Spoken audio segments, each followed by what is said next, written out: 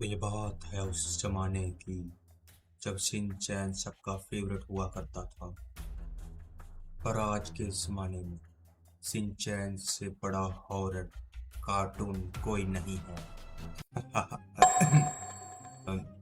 तो yo what's up नहीं guys, welcome back to the another game play video. तो ये मेरी होने वाली है थॉर एक्स्ट्राज की सेकंड वीडियो। तो स्पोर्ट दिखाना थोड़ा सा, क्योंकि नया चैनल है तुम्हारे भाई का। अभी मैं कुछ भी वो नहीं करने वाला, तो बढ़ते हैं सीधे वीडियो की तरफ। तो आज मैं फिर से गाइस वीडियो देख रहा हूँ बट द फैक्ट के चैनल पर। तो इस वीडियो का क्रेडिट भी इसी बंदे को जाता है, कोई और बंदा मिल नहीं रहा ना, कोई नया यूट्यूब पे इसी की वीडियो देखनी पड़ रही है। थोड़ा मैनेज कर लो थोड़े दिन। यार यूं तो आमतौर पर हमारे फेवरेट कार्टून्स एंड एनिमे का नॉर्मल चिल मोड में मस्ती भरे एपिसोड्स होते हैं, लेकिन ये पता तो नहीं है। कभी कभी राइटर्स को भी क्या ही हो जाता है कि वो ऐसे एपिसोड्स लिख देते हैं जिनको एनिमेट करने के बाद उनको भी समझ नहीं आता कि इसे बच्चों के लिए टीवी पर दिखाना भी चाहिए कि नहीं। उसके बाद जल्दीबाजी हैं? में वो उन चिलिंग ऐसा एपिसोड्स मतलब को कौन दिखा लिखता तो होगा? देते हैं, लेकिन फिर बहुत ही जल्द उसे नए एपिसोड्स के साथ रिप्लेस भी कर देते हैं। बट यारो आजकल के ओ, मॉडर्न वर्ल्ड में अगर एक बार कोई चीज मास्टरमाइंड। इंटरनेट पर आ जाती है तो फिर उसे छिपाया भी नहीं जा सकता। तो यारो देखो, चलो ये तो आज की इस ट्रुथ है चिलिंग आज वीडियो के में हम इंटरनेट उन्हीं जमाने का, रेयर ठीक है। एबनॉर्मल एपिसोड्स को देखते हैं। नंबर 1 एपिसोड के स्टार्ट में प्रिंसिपल सर कहते हैं कि अपने भाई फोन भाई, के पॉपअप से जरा प्रिंसिपल बच कर सर। ही रहना। जिसके बाद सीन शिफ्ट होता है और हमें सिंचन के घर को दिखाया जाता है। इसमें सिंचन अपना कुछ मस्ती कर रहा होता है और मिसाई कुछ ये तो शिनचैन ऑनलाइन का शॉपिंग। काम है, ये इतने में तो कुछ वो सिंचन नहीं है। मिसाई को परेशान करने लगता है और वो उसे शांत रहने के लिए कहती है, लेकिन तभी मिसाई को अपने फोन पर एक पॉपअप मिलता है जिस पर लिखा था कि अगर आप यहाँ पर क्लिक करोगे तो आपको बहुत सारे लूट ऑफर्स मिलेंगे। अब यारो जैसा ओह कि हम माय जानते हैं कि मिसाई गॉड, थोड़ी ये तो आज के ज़माने की चीज़ें हो रही हैं। स्कैम ऐसे ही होते हैं। तो तुम लोगों को भी अगर कोई मैसेज आए तो थोड़ा बच के उस पर क्लिक करना, थोड़ा जानकारी वगैरह इकट्ठा कर लेना। वो नहीं कि भाई लालच में आए और दबा दिया, झट से आपका बैंक बैलेंस सारा गया।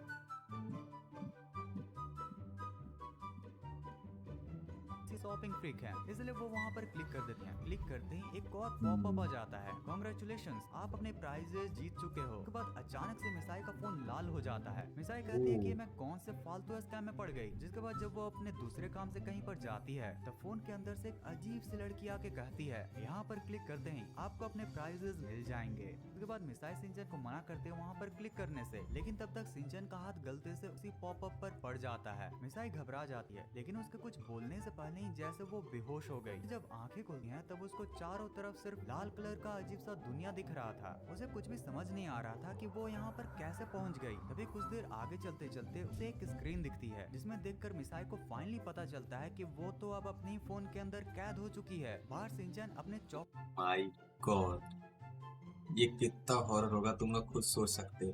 अपने फोन के अंदर कैद हो जाना। आजकल तो भाई बच्चों के हाथों में भी फोन्स हैं, स्मार्टफोन्स। तो समझ सकते हो कितना स्केरी होगा अगर ये सच में हो गया तो। को चिप्स को खा रहा होता है, लेकिन जब वो मिसाई को फोन के अंदर देखता है तो वो उन्हीं से खेलने लगता है। इतने में मिसाई देखती है कि उसके सामने एक डेविल फेस भी आ गया है जो कहता है अब तुम हमेशा के लिए इस फोन में कैद होने वाली हो ओह और तुम्हें माय यहाँ से बाहर गॉड, कोई भी नहीं निकाल सकता। जिसके बाद वो एक टाइमर स्टार्ट दिस कर इज देता है और रियली कहता स्केरी है ब्रो। अगर तुम 3 मिनट के अंदर फोन से बाहर नहीं जा पाती हो तो हमेशा के लिए तुम यहीं पर कैद हो। ये सुनकर पहले तो मिसाई काफी डर जाती है, लेकिन उस प्रॉब्लम तब बढ़ जाती है जब सिंचन की हेल्प से भी वो बाहर नहीं जा पा रही थी। और चाहे अंदर से भी मिसाई कितनी भी कोशिश कर ले, उसे फोन से बाहर निकलने का कोई भी तरीका नहीं मिल रहा था। जिसके बाद वो डेविल मास्क मिसाई पर और भी ज्यादा हंसने लगता है और कहता है कि अब तुम्हारा खेला हो गया। मिसाई भी अब धीरे धीरे ट्रांसपेरेंट और गायब हो रही थी। जब सिंचन देखता है कि मिसाई ओह, गायब हो रही है तो उसे अचानक से एक बहुत ही ब्रिलियंट तरकीब सूझती है। वो उस फोन को लेकर तेजी से दौड़कर वॉशरूम की तरफ भागता है। मिसाई के फोन को फ्लश की तरफ अच्छा पानी में दिखा रहा होगा दिखाकर ना वो एक वो। बटन पर प्रेस करता है और उसके ऐसा करते ही अचानक से मिसाई फोन के बाहर आ जाती है। एक्चुअली सिंचन को ओह समझ भाई, में आ चुका था कि जो मिसाई का डेविल स्मार्टफोन है वो बटन प्रेस करते ही सामने वाले को खुद में कैद कर लेता है। इसलिए अब उसके बटन दबाने पर अब उसने मिसाई के रिफ्लेक्शन को अंदर कैद कर लिया, ना कि रियल मिसाई को। आखिर में प्रिंसिपल सर ये दोबारा आते हैं मास्टरमाइंड और कहते हैं शिनचैन। कहा था ना मैंने, ध्यान ध्यान रखना, फालतू पॉपअप पर कभी क्लिक मत करना। भाई ये तो मानना पड़ेगा कि सिंचन के क्रिएटर्स का काफी क्रीपी एपिसोड था, लेकिन इसमें एक बहुत ही रियल गुड मैसेज भी था। तुम लोग भी कभी भी फालतू पॉपअप और कॉल पर क्लिक मत करना। तो इस एपिसोड के स्टार्ट में हैरी यही को चीज दिखाया मैं जाता समझा है, रहा जिनको था, कंपनी की थोड़ा तरफ से ध्यान फैमिली रखना, ठीक ट्रिप है। का ऑफर मिला होता है। हैरी अपने कार का जीपीएस ऑन करके फैमिली को लेकर लोकेशन की तरफ निकल पड़ते हैं। जीपीएस को फॉलो करते करते वो लोग पहाड़ियों के बीच एक सुनसान जगह पर पहुंच जाते हैं। ना आसपास कोई आदमी, ना कोई जानवर, सिर्फ हवा की आवाज। वहाँ थोड़ी देर घूमने के बाद उनको एक पुराना सा घर दिखाई देता है। उन्हें लगता है कि नहीं शायद ये यार, उनका इस घर में होटल तो है। नहीं घर जाना का चाहिए गेट तो लोगों को, ऑलरेडी ऐसे खुला कोई भी होता है, पुराने घर लेकिन में तो अंदर कभी नहीं कोई जाना भी नजर चाहिए, नहीं आता। हैरी और वो भी होटल की सुनसान कंफर्मेशन से के इलाके ऑफिस में में। कॉल करते हैं, लेकिन वहाँ तो नेटवर्क का एक भी सिग्नल नहीं था। काफी सोच विचार करने के बाद वो लोग वहाँ पर घर के अंदर रहने का डिसाइड करते हैं। और जब सिंचन और हिमावारी एक कमरे में जाते हैं तो वहाँ पर रखी होती हैं कुछ पुरानी डॉल्स। हिमावारी को वो डॉल्स शिट तुरंत ही भाई, पसंद आ जाती हैं। ये दूसरी तरफ बात तो मिसाई है, किचन में जहाँ खाना पर बनाने डॉल्स जाती है, होती है ना लेकिन वहाँ जब कुछ ना फ्रिज कुछ खोल के हॉरर देखती होता ही है तो होता है। उसमें सिर्फ तो पुडिंग सी डॉल्स थी। तो रखो ही यहाँ मत तक अपने पूरी घर पे। महारा फैमिली को वही पुडिंग खाकर काम चलाना पड़ा। लेकिन खाना खत्म होते ही सबको पता चलता है कि हिमावारी तो गायब है। सभी उन्हें ढूंढने लगते हैं। थोड़ी देर बाद सिंचन और मिसाई देखते हैं हिमावारी एक कमरे में बैठकर किसी से बात कर रही होती है, लेकिन वहाँ पर उन्हें कोई भी नहीं दिखता। मिसाई उसे भाई मजाक समझकर हिमावारी को वहाँ से उठाकर ले जाती है, लेकिन जैसे ही वो अगर उठती ऐसी है चीज हो उन्हें रही है पर्दे ना, के पीछे ये से कोई एक मजाक नहीं परछाई है सच उड़ती में। हुई नजर आती है। अब सीन शिफ्ट होता है और रात को सभी सो रहे होते हैं। सोते सोते मिसाई को थोड़ी गर्मी लगती है। वो जब उठकर देखती है तो हिमावारी की जगह उसके बगल में वही डॉल थी। भाई मिसाई पहले तो चीखने वाली थी, फिर अपने आप को संभाल कर वो सबको इसके बारे में बताती सोचो है। तुम लोग जिसके उठे बाद और पूरी तुम्हारे की पूरी बगल में कोई फैमिली डॉल हिमावारी पड़ी है, को तो कितना ढूंढने में लग स्केरी जाती होगा वो है। चीज। लकीली कुछ देर बाद ही उन्हें हिमावारी मिलती है, जो उसी डॉल के साथ खेल रही थी। कंफ्यूज मिसाई हिमावारी को वहाँ से ले जाती, लेकिन जैसे ही वो बाहर निकलती है सिंचन अपनी आंखों से देखता है कि वो डॉल अपने आप चलते हुए पर्दे के पीछे चली जाती है। ये देखकर हमारा सिग्मा सिंचन भी काफी डर जाता है। फाइनली रात को इतनी यार मिस्टेक्स ये के तो बाद सीन स्केरी सुबह है, की ओर सच में शिफ्ट स्केरी होता लग है। रहा है हमारा मेरे को फैमिली तो। थोड़ी डरी हुई जल्दी जल्दी घर से निकलने की तैयारी कर रही होती है। तभी मिसाई दीवार पर कुछ अजीब अजीब शब्द लिखे हुए दिखती है। उसे लगता है कि ये सब सिंचन की शरारत होगी, लेकिन सिंचन क्लियरली बोलता है कि उसने ऐसा कुछ नहीं किया है। फाइनली जब सभी लोग निकल रहे होते हैं तब हैरी को ऑफिस से कावागुची का कॉल आता है, जो पूछता है हैरी आप होटल क्यों नहीं आए। ये सुनते ही सबको समझ आ जाता है जहाँ पर उन्होंने रात बिताई थी वो उनका होटल था ही नहीं।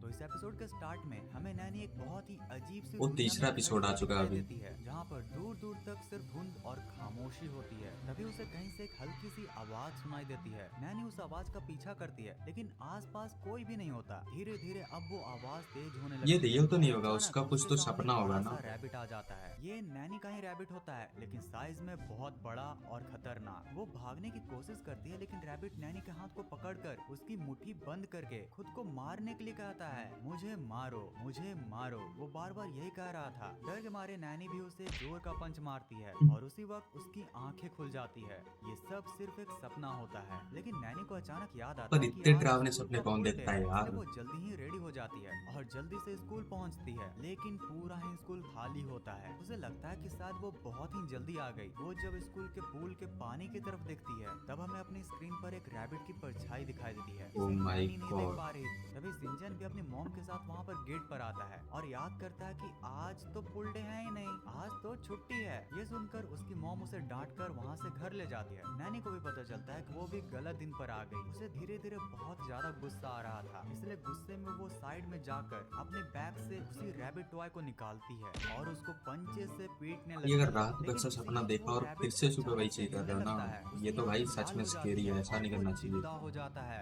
रैबिट फिर से नैनी का हाथ पकड़कर उसकी मुट्ठी बंद करता है अब तो और पिट गई कहता है, नैनी। मुझे नैनी तेरा मार दो। टाइम आ गया भाई। घबराहट में नैनी उसे और पीटने लगती है और उस बनी को पुल में फेंक देती है। पानी में गिरते ही वो रैबिट चिल्लाने लगता है। वो कहता है, मुझे पानी से नफरत है, मुझे बचाओ, मुझे निकालो। उसके बाद धीरे धीरे वो पानी में ही घुलने लगता है, जिसके बाद उसके शरीर से कई रैबिट्स की आत्मा निकलकर पुल के पानी में ही मिल जाती है। फाइनली सीन शिफ्ट होता है नेक्स्ट डे पर। इस बार सच में पुल डे होता है। सभी बच्चे पुल में खेल रहे होते हैं। नैनी भी स्कूल आती है। पहले तो योशिनागा मैम उसे कपड़े चेंज करने के लिए कहती हैं। एक्चुअली मैम भी उसकी हेल्प कर रही होती हैं, पर अचानक उनका बिहेवियर अजीब हो जाता है। वो नैनी का हाथ पकड़कर मुट्ठी बंद करती हैं और धीरे से कहती हैं, मुझे मार दो। उसके बाद उनका चेहरा भी रैबिट जैसा दिखने लगा my था। डर के God। मारे नैनी भी बाहर भागी है, लेकिन बाहर आकर वो ये कितना देखती है स्केरी कि होगा, सभी सोचो लोग जिसके साथ काफी बीत रहा है weird उसके हो साथ चुके कितना हैं। स्केरी पुल होगा। के पानी में मिली रैबिट रैबिट की आत्मा अब सबके अंदर थी। सभी लोग नैनी की मुट्ठी बंद करा के उसे कहते हैं कि उन्हें मारे। तभी पुल के अंदर से एक पानी का बना ट्रांसपेरेंट और बड़ा रैबिट उठता है। वो नैनी के पास आकर कहता है कि अब तुम ही मुझे मारो। नैनी पहले तो ये उसे भी इसका मना सपना ही करती होगा है। यार, सारे ये बच्चे रियल और नहीं होगा टीचर्स पक्का। मिलकर जबरदस्ती उसका हाथ पकड़कर रैबिट पर पंच मरवा देते हैं। रैबिट पानी से भरे बलून्स की तरह फट जाता है और जो आत्मा सबके अंदर गई थी वो सबके शरीर से बाहर निकल आती है। सभी लोग वापस नॉर्मल बन जाते हैं। अब फाइनली एंड सीन में जब रात का टाइम होता है तो हमें पुल को दिखाया जाता है। पानी में हल्की सी हरकत होती है और वो रैबिट दोबारा से पुल की पानी से बाहर आता है। वो धीरे से कहता है, मुझे मारने के लिए शुक्रिया नैनी। और इतना कहकर वो पुल से निकलकर नैनी के घर की तरफ चल पड़ता है। और यार यहीं पर ये एपिसोड खत्म हो जाता है। ओ ओह भाई साहब, नो भाई, वो सपना नहीं था, वो रियल था। और अब वो उसके घर पर जा रहा है नैनी को। अब वो उससे मारेगा या फिर से वही कहेगा मार मुझे मार मुझे। इतना मार खाने का शौक क्यों वैसे। तो बाय द वे गाइस, आज की वीडियो में बस इतना ही। मिलते हैं एक और ऐसी धमाकेदार वीडियो के साथ जल्द ही। तब तक के लिए take care, tata bye bye. और सब्सक्राइब कर दो मेरे चैनल को, लाइक कर दो वीडियो को। मिलते हैं, बाय बाय।